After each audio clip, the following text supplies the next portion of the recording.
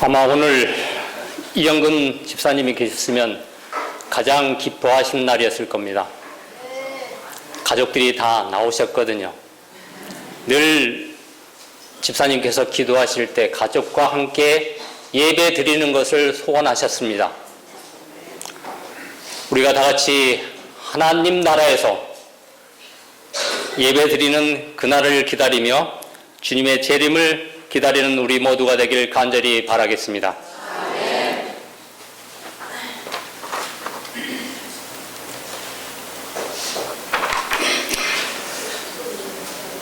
어느 날 한 백발의 노인이 성문 앞에 앉아 있었습니다.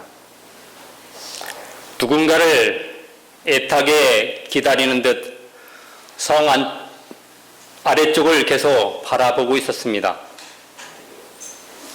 성 안은 쥐죽은 듯이 고요한 정막이 흐르고 당장이라도 무엇인가 터질 듯한 긴장감이 맴돌고 있었습니다.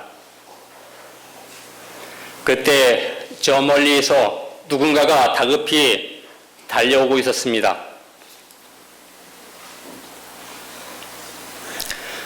그가 이럴 때에 엘리가 길 곁 자기 의자에 앉아 기다리며 그 마음에 여호와의 괴로 인하여 떨릴 즈음이라. 그 사람이 성에 들어오며 고함에 온 성이 부르짖는지라. 군사는 엘리야 앞을 지나가서 성 안에 있는 백성들에게 먼저 소식을 전합니다. 성 안에서는 온통 통곡 소리와 울음바다가 되었습니다. 엘리는 궁금해서 성 안으로 들어가 어떤 소식인지 물었습니다. 먼저 들은 소식은 블레셋 군대에게서 이스라엘이 패하고 군사 3만 명이 죽었다는 소식과 함께 엘리의 두 아들이 죽었다는 소식이었습니다. 그래도 엘리는 예상을 했다는 듯이 침통하고 애통하지만 견딜 수 있듯이 버티고 소식을 들었는데 엘리는 그보다도 더 중요한 소식을 기다리고 있었습니다. 그것은 하나님의 법궤를 빼앗겼다는 소식을 듣는 순간 엘리는 온몸이 기진맥진하여 힘을 잃고 땅에 떨어지면서 목이 부러져 죽고 말았습니다. 왜 엘리 대제사장은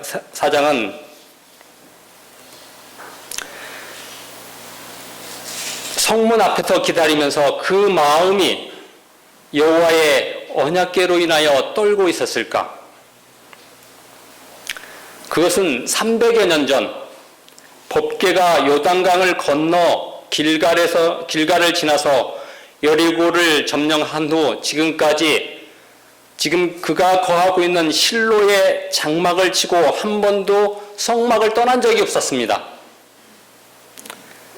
그동안 다른 민족들과 전쟁이 있을 때마다 사사를 통해서 제사장을 통해서 하나님의 성전인 실로에서 이스라엘 백성들이 하나님께 묻고 나서 하나님의 음성이나 지성소에서 하나님께서 주시는 표식을 통해서 전쟁을 해야 될지 말아야 될지를 결정했었습니다. 또한 매년 절기마다 실로에 와서 예배를 드렸던 그들이었습니다. 그런데 그들은 여호와께 묻지도 아니하고 하나님의 법궤를 전쟁터에 가지고 나와서 적군한테 빼앗겼다는 엄청난 소식이 엘리 제사장을 그만 죽게 만들었던 소식이었습니다.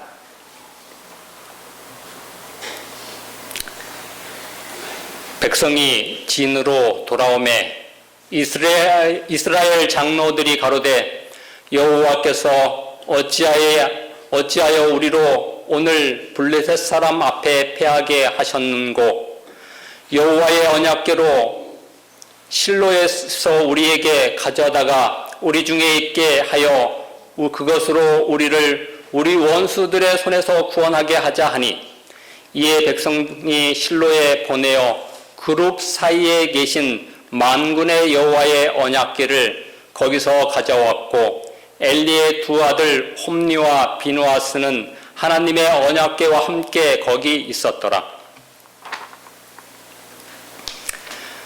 그들의 기억 속에는 출애굽 당시 광야에서 법궤를 메고 어디로 가든지 전쟁에서 승리하였던 이야기를 선조들로부터 전해 들었습니다. 실로에서 가까운 여리고성은 아직도 무너진 채로 그때의 놀라운 하나님의 법궤의 능력을 그들의 기억 속에 자리를 잡고 있었습니다. 블레셋과의 첫 싸움에서 4,000명의 군사를 잃었을 때 그들이 왜 이 전쟁을 하지 말아야 되는지 그들은 깨달아야 되었는데, 그들은 자기들의 죄를 생각지 않고 원인이 하나님의 법궤가 없어서 패한 줄로 생각하고 법궤를 전쟁터로 가져오기에 급급하였습니다. 그런데 4절에 엘리의 두 아들의 이름이 나옵니다. 왜 그들은 전쟁터에 나왔을까? 그들은 제사장이었습니다. 하나님의 법궤는 제사장 이외에는 누구도 옮길 수가 없었습니다. 왜 아버지인 엘리는 두 아들의 죽음 소식에 놀라지 않았을까? 그것은 이미 엘리에게 하나님의 심판에 대한 선고가 내렸습니다. 소년 사무엘을 통해서 하나님께서 엘리 집을 영영토록 심판하시겠다는 소식을 들었기 때문에 엘리는 이미 자식들의 죽음을 알고 있었습니다. 우리는 두 아들이 어떤 죄를 지었는지 너무나 잘 알고 있습니다. 그들은 하나님께 드려야 할 제사 음식을 드리기도 전에 강제로 빼앗아 자기들의 뱃속에 넣는 일을 먼저 하였고, 또한 제사를 멸시하는 일을 수시로 잔행하였습니다.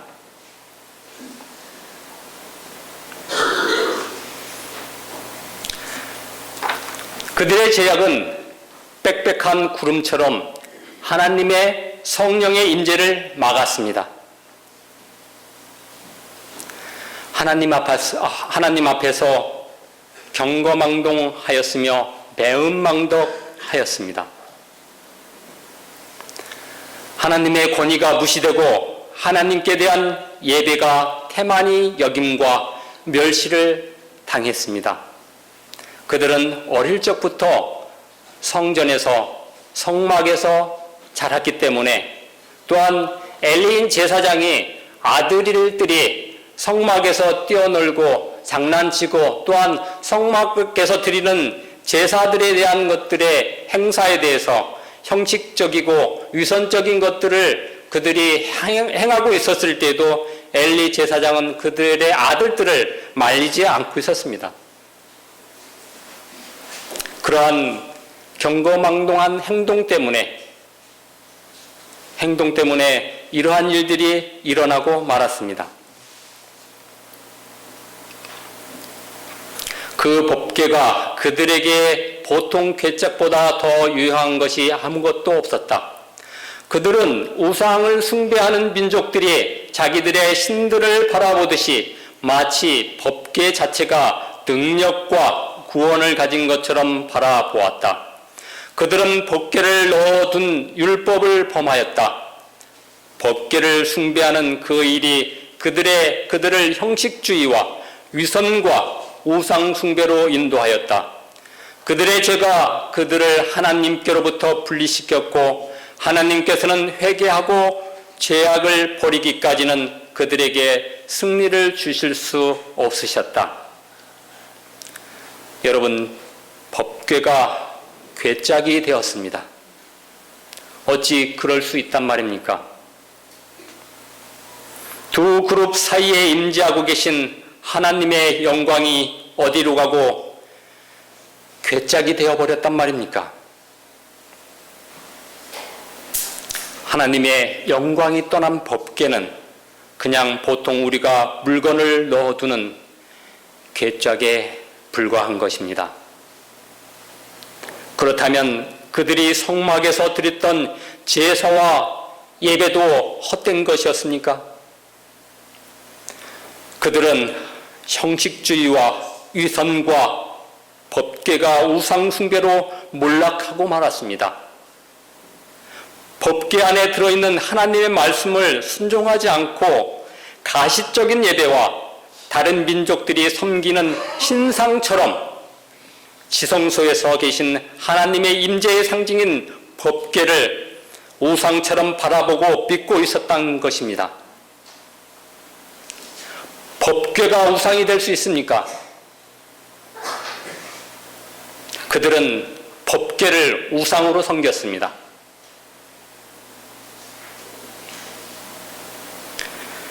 그러하기에 회개하고 죄악을 버리기까지는 결코 그들에게 승리가 있을 수가 없었던 것입니다. 어떤 사람은 성경책을 차 안에다 두고 다니면 안전하다고 하시는 분들이 계십니다. 어떤 사람은 십자가를 차 안에 매달고 다니면 안전하다는 사람들도 있습니다. 또한 목에 걸고 다니면 안전하다는 사람들도 있습니다. 어떤 사람은 교회 예배에 참석하지 않으면 영혼을 하루가 불안하다는 사람들도 있습니다. 여러분, 형식적이고 가식적인 예배가 우리를 결코 보호해주지 않는다는 것입니다.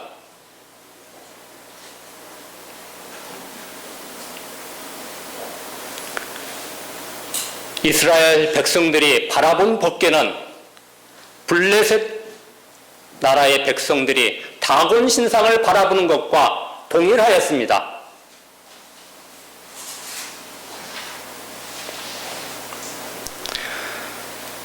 여러분, 이 성경 말씀이 하나님의 영광이 떠나면 무엇이 되는 줄 아십니까? 폐지가 됩니다. 버릴 수밖에 없는 폐지로 전락하고 맙니다. 하나님의 영광이 성경책에서,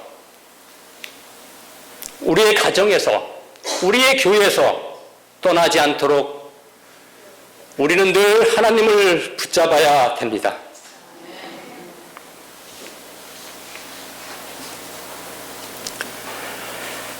법궤 속에 간직한 율법도 역시 하나님의 임재를 상징이었습니다. 그러나 그들은 계명을 멸시하고 그 요구를 경시하여 그들 중에 계시는 여호와의 성령을 슬프게 하였다. 백성들이 거룩한 계명을 순종할 때에 여호와께서는 그들과 함께 계시고 당신의 무한하신 능력으로 그들을 위하여 일하실 것이다. 거룩한 계명을 순종할 때 하나님께서는 우리와 함께 하신다고 약속을 하고 계십니다.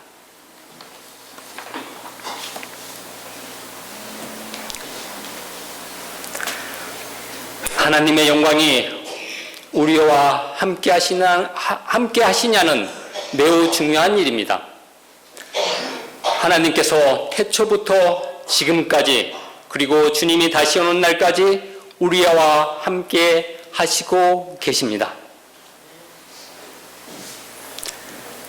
에덴 동산이 창설돼서 아담과 하와는 하나님의 영광과 함께 그곳에 머물러 있었습니다. 우리가 다시 하늘나라에 갔을 때는 하늘의 하나님의 보좌로부터 흘러나오는 영광과 함께 우리가 머물러 있을 것입니다. 그렇다면 우리가 이 땅에 살 때에는 하나님의 영광이 우리에게 어떻게 임하고 계시는 건가? 하나님께서는 죄를 지은 죄인이 된 우리들에게 영광으로 임하시고 계십니다. 그 영광이 아담과 하와가 죄를 지은 때부터 계속 신앙의 선조들이 걸어온 길에 따라서 지금까지 우리와 함께 계시고 주님이 다시 재림하실 때까지 우리와 함께 계실 것입니다. 그러면 지금부터 어떻게 하나님께서 우리와 함께 계셨는지를 보도록 하겠습니다.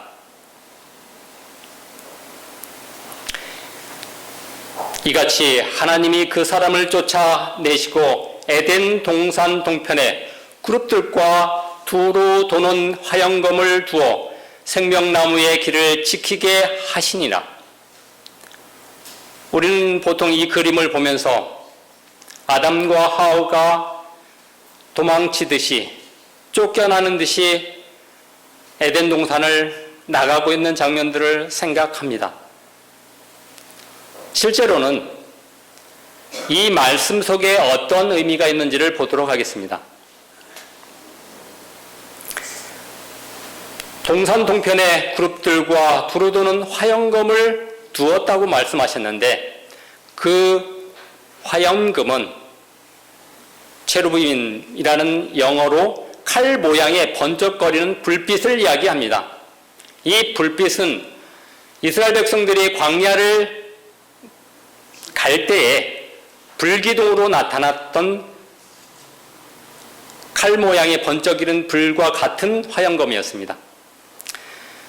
두어라는 말은 히브리어로 샤칸이라는 말인데 머물다, 두다, 임재하다는 뜻을 갖고 있습니다. 이 임재할 때에 하나님의 영광인 쉐키나가 나타납니다. 특별히 생명나무의 길을 지키게 하였다고 기록되어 있는데 지키게 하다는 guard, 보호하다, 수호하다는 말이 뜻이 있습니다. 그렇다면 이 뜻은 어떤 뜻을 가지고 있을까? 하나님이 그 사람을 쫓아내시고 동산 동편, 동산의 동편이란 말은 성막의 문이 어느 쪽에 있습니까? 동쪽에 있습니다. 그룹들과 쉐키나의 영광이 임재하여 생명나무의 길을 보호하고 계십니다. 죄인들이 다시 돌아갈 수 있는 길을 준비하고 계시다는 이야기입니다.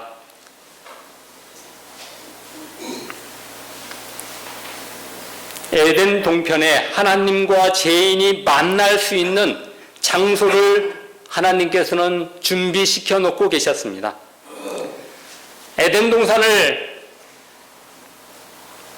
쫓겨나는 아담과 하와를 다시 보고 싶어서 그들과 다시 만나고 싶어서 하나님께서는 동편에 성소를 만들고 계셨습니다. 그래서 아담의 후손들이 그곳에서 어린 양을 잡아서 제사를 드렸던 것입니다. 이 에덴 동산은 홍수가 나기 전까지 에덴 동산은 머물러 있었습니다. 홍수가 나기 전에 에덴 동산은 하늘로 올라갔습니다.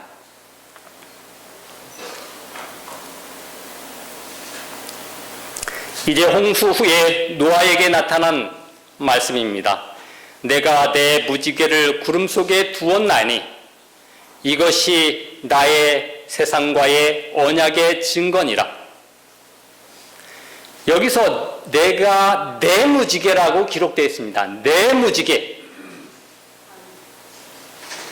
무지개는 요한계시록 10장 1절에 예수님의 머리 위에 머무르는 하나님의 영광으로 표시되고 있습니다. 구름 속에 두었나니 여기도 샤칸이란 말이 또 나옵니다. 언약이란 또 증거로 이야기를 하고 계십니다.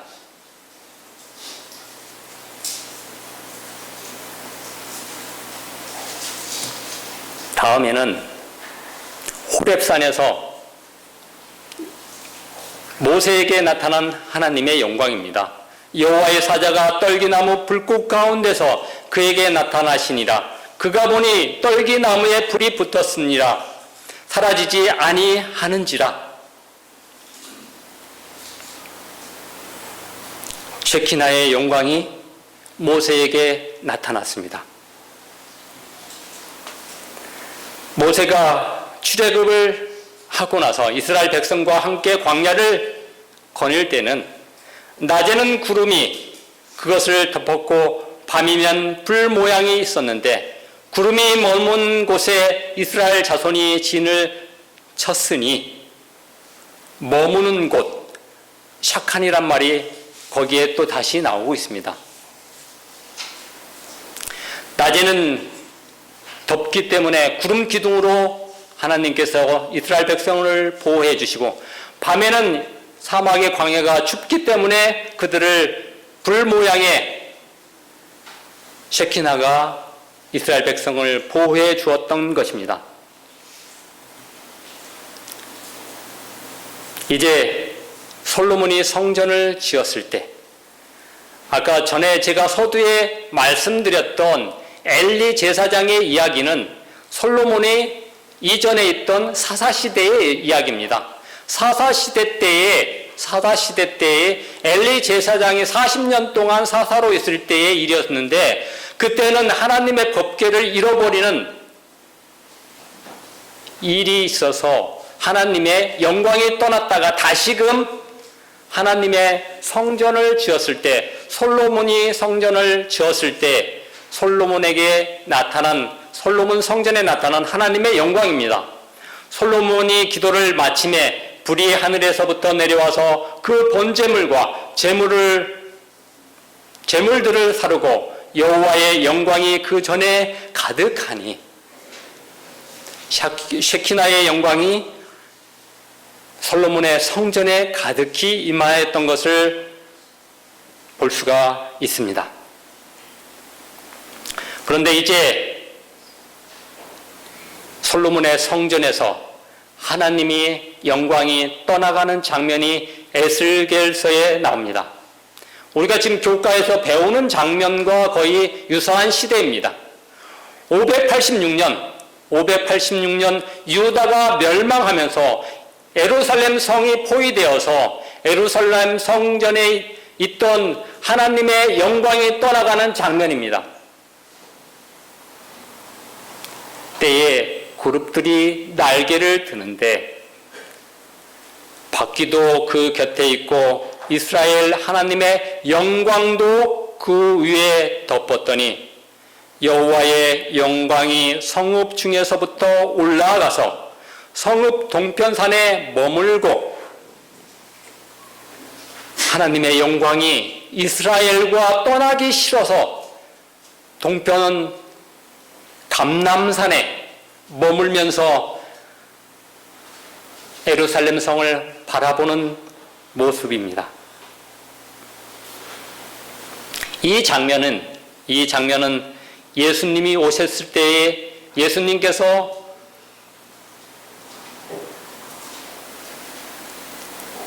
하늘로 올라가실 때의 장면과 굉장히 유사한 장면이 여기에 연출되고 있습니다. 시대의 소망에 나와 있습니다. 첫 성전이 떠나면서, 첫 성전은 솔로몬이 지었던 성전을 이야기합니다. 첫 성전을 떠나면서 거룩한 쉐키나는 마치 택하신 도성을 버리기 싫어하는 것처럼 동쪽 산 위에 머물러 있었다. 그와 같이 그리스도께서도 감람산 위에 서서 사모하는 마음으로 예루살렘을 바라보셨다. 586년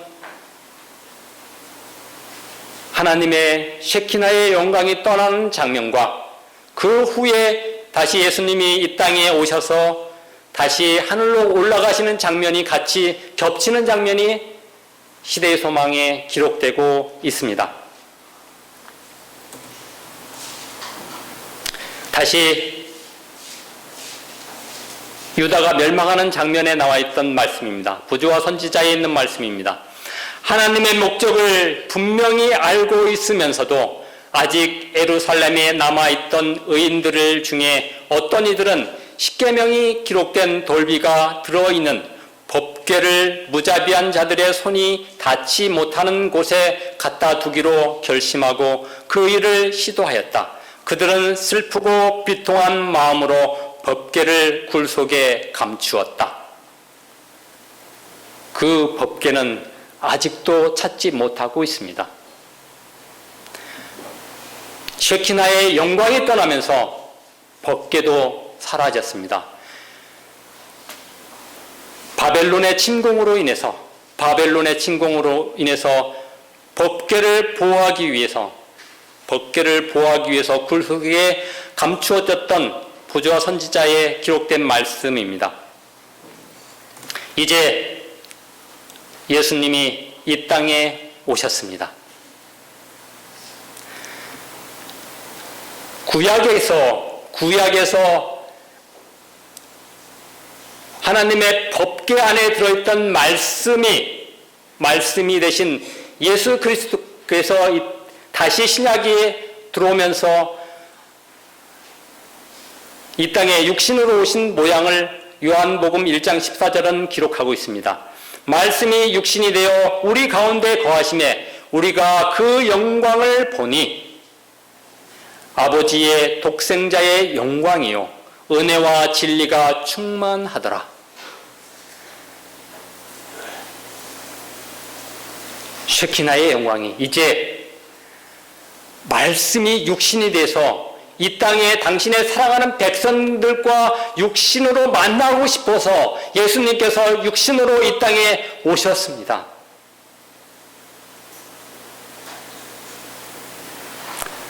그런데 이스라엘 백성들이 어떻게 했습니까? 그분을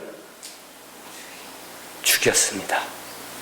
영광으로 오신 말씀이 육신되어 이 땅에 오신 예수 그리스도를 죽였습니다.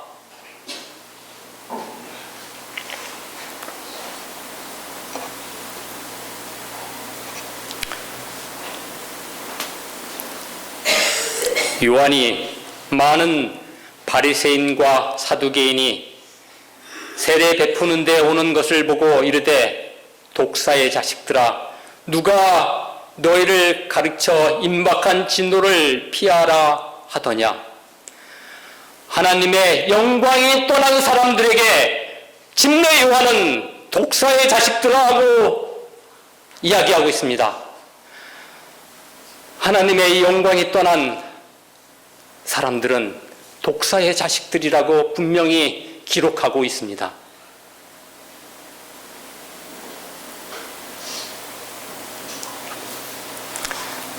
저희에게 이르시되 기록된 바 내 집은 기도하는 집이라 일컬음을 받으리라 하였거늘 너희는 강도의 구례를 만드는도다 하시니라. 하나님의 성전이 하나님의 영광이 떠난 곳은 강도의 구렬이라고 지적하고 계십니다. 우리가 이 자리에 앉아 있으면서 독사의 자식인지 강도의 구렬에 앉아 있는 것인지 우리는 하나님의 영광이 내 안에 머무르고 있는지 이 성전에 머무르고 있는지를 우리는 하나님께 묻고 내 자신에게 물어보아야 됩니다.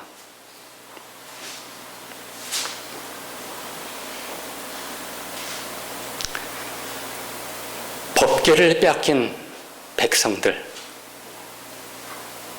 하나님의 영광을 빼앗긴 백성들, 지금 이 시대에 얼마나 많은 백성들이 하나님의 영광을 빼앗기고 하나님의 영광 속에 머무르지 않고 있는지를 우리는 잘 알아야 됩니다. 하나님의 영광을 사모하기에 이 자리에 오신 여러분, 하나님의 영광을 만나시기 바랍니다.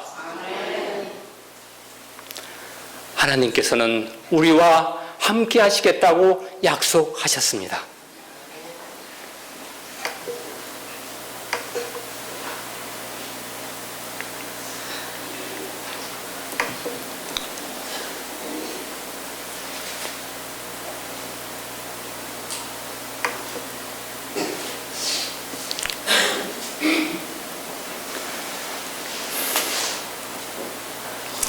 하나님께서는 예수 그리스도가 이 땅에 오셨을 때 그 영광을 우리에게 나누어 주시고 계십니다. 너희가 서로 영광을 취하고 유일하신 하나님께로부터 오는 영광은 구하지 아니하니 어찌 나를 믿을 수 있느냐.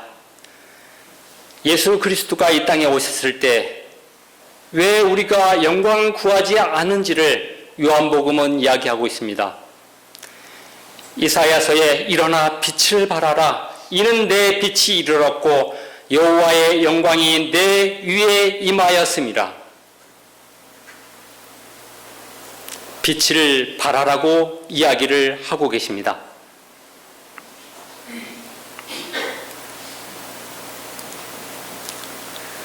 스데반이 성령이 충만하여 하늘을 우러러 주목하여 하나님의 영광과 예수께서 하나님 우편에 서신 것을 보고 스데반이 돌에 맞아 죽을 때에 하나님의 영광이 스데반에게 임하였는데 그 영광은 쉐키나의 영광입니다.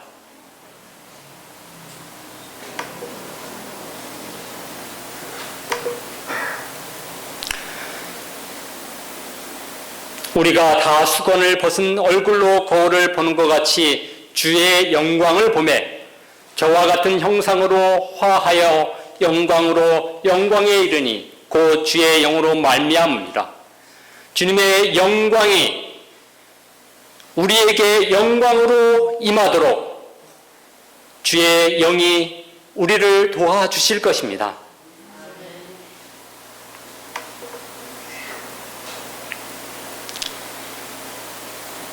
주님이 다시 오실 때 어떤 형상으로 오실까요?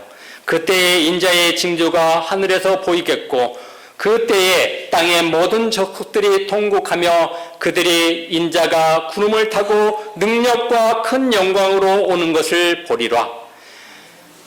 예수님께서 다시 오실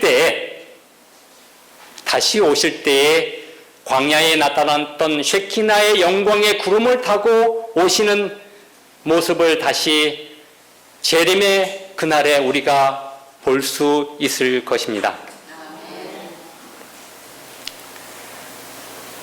새 예루살렘에 우리가 다시 들어갔을 때 만국이 그 빛 가운데로 다니고 땅의 왕들이 자기 영광을 가지고 그리로 들어오리라. 땅의 왕들은 이 땅의 우리들을 이야기하고 있습니다. 예수님이 이 땅에 오셔서 우리들에게 나누어졌던 영광의 빛을 우리가 그 영광을 가지고 다시 하늘나라에 들어간다는 것을 이야기하고 계십니다. 요한계시록에 새 예루살렘에 우리가 들어갈 수 있도록 하나님의 영광을 우리가 입을 수 있도록 하나님의 영광을 가지고 들어갈 수 있도록 준비하는 우리 모두가 되길 간절히 기도합니다. 아멘.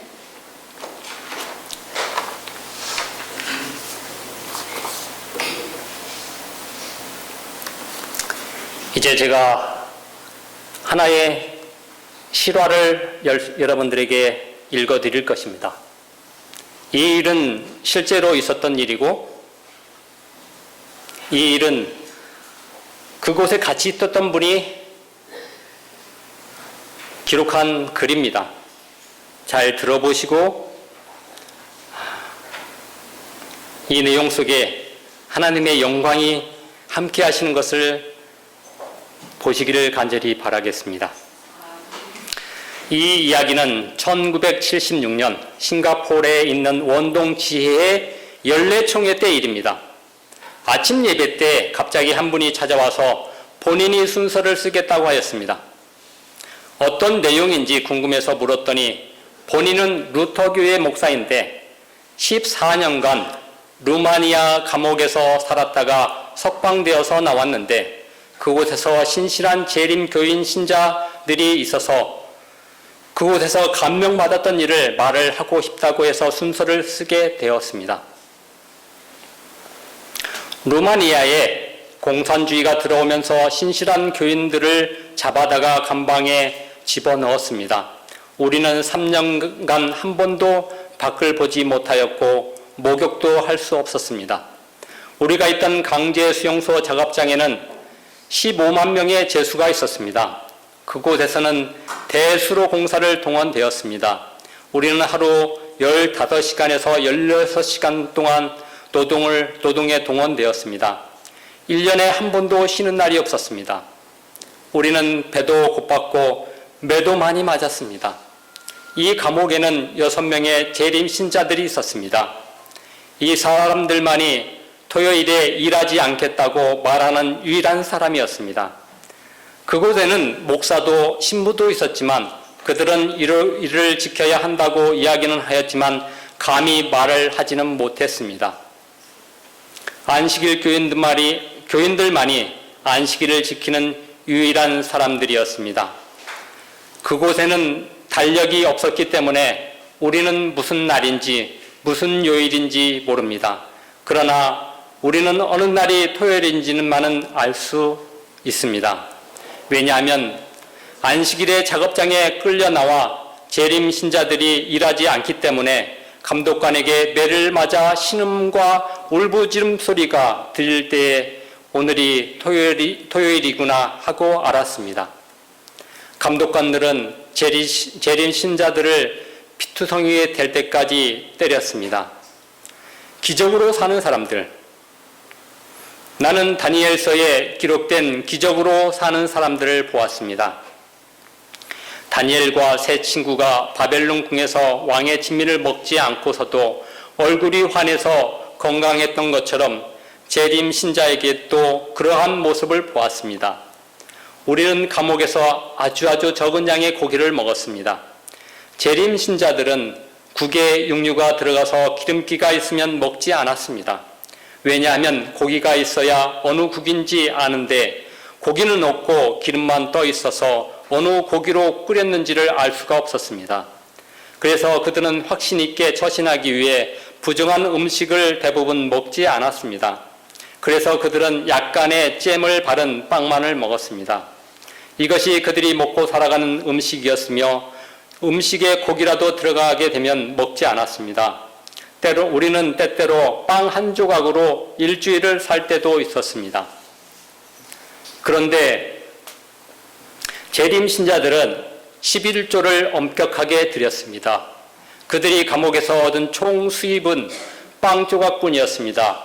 그런데 10조각마다 한 조각씩 11조를 떼어 놓았습니다. 그리고 어떤 재림 신자는 10째 되는 날에 빵을 전부 떼어 놓았습니다.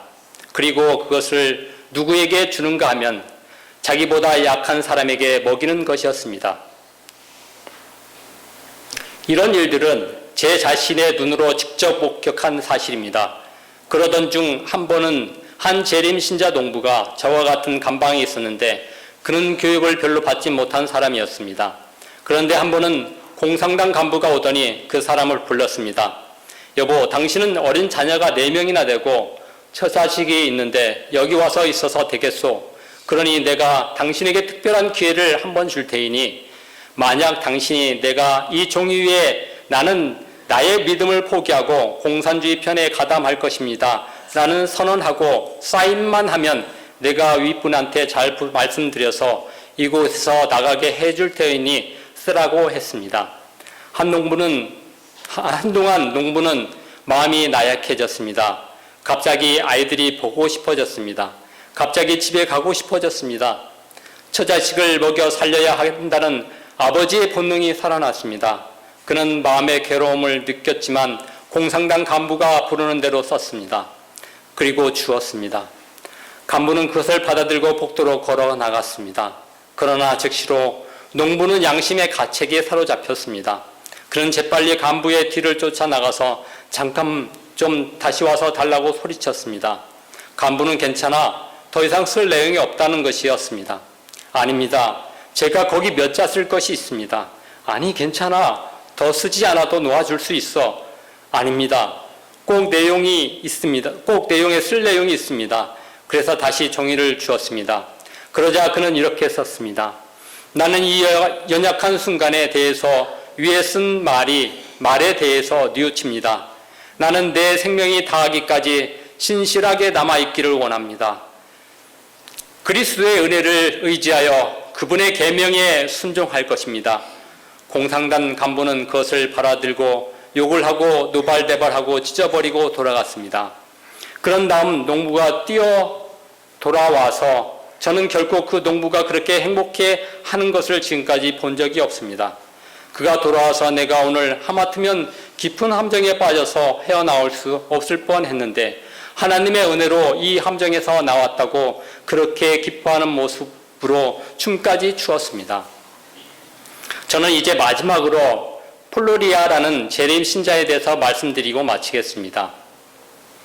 폴로리아는 안식일을 지키냐고 매를 너무 많이 맞고 잘못 맞아서 척추가 마비되었습니다. 그래서 손발을 다 쓰지 못하고 목만 돌릴 수 있게 되었습니다. 그래서 죽은 사람처럼 감방에 그냥 누워 놓았습니다. 그런데 그곳은 간호원도 갈아줄 시트도 없었습니다. 침대도 없었습니다. 환자에게 필요한 것은 아무것도 없었습니다. 플로리아는 자기 손으로 음식을 떠먹지 못했습니다. 그래서 옆에 있는 동료 제수가 나무로 스푼을 만들어서 죽을 떠 넣어주는 형편이었습니다. 그러나 플로리아는 그 현실에서도 내가 만난 그리스도인 중에서 가장 기쁘게 살아가는 한 사람이었습니다. 그런데 전신이 마비된 그리스도인은 우리를 격려해 주었습니다. 어떤 날 동료들이 일하고 돌아와서 내 자식이 지금까지 살아있는지 누가 알겠소? 난 여러 해 동안 가족들의 소식을 못 들었단 말이요. 또 다른 사람은 여복의 식구지만 나는 오늘 매를 무척이나 많이 맞았소. 이럴 때 플로리아는 얼굴에 환한 미소를 지으며 만일 우리의 전망이 어둡거든 왜 하늘을 보지 않으십니까? 우리의 하늘 위를 쳐다봅시다. 스데반이 자기를 돌로 치려 할 때 너무 끔찍하기 때문에 앞을 보지 않고 위를 쳐다볼 때 거기에서 하늘 보좌 곁에 계신 예수님을 보지 않았습니까? 형제들이여 앞으로는 위를 쳐다봅시다. 그런 권면을 해 주었습니다. 그런데 감옥에서도 재림 신자들이 성만찬 예식을 하는데 테이블이 없었습니다. 한 사람이 이봐 우리가 거룩한 성만찬 예식을 하는데 테이블이 없어서 어떡하지? 그랬더니 나에게 좋은 장소가 있어. 어딘데? 우리 플로리아의 가슴처럼 거룩한 데가 어디 있겠는가? 그러니 가슴을 테이블로 쓰자고 제안을 했습니다. 그래서 그곳에서 성만찬이 진행되었습니다. 이제 플로리아는 그 몸으로 얼마를 살지 못하고 죽음을 맞이하게 되었습니다. 마지막 죽기 전에 다른 재림 신자들을 불러놓고 마지막 유언을 남겼습니다. 형제들이여 하늘을 잃지 마시오. 하늘은 참 아름다운 곳입니다. 그가 남긴 마지막 말이었습니다.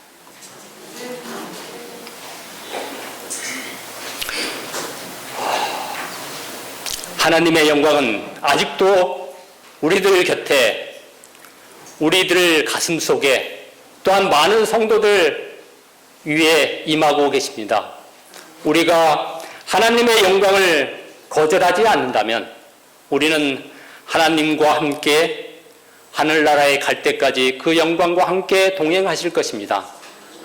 여러분, 하나님의 영광을, 하나님의 법궤를 결코 잃어버리지 않는 우리 모두가 되길 간절히 바라면서 말씀을 마치겠습니다.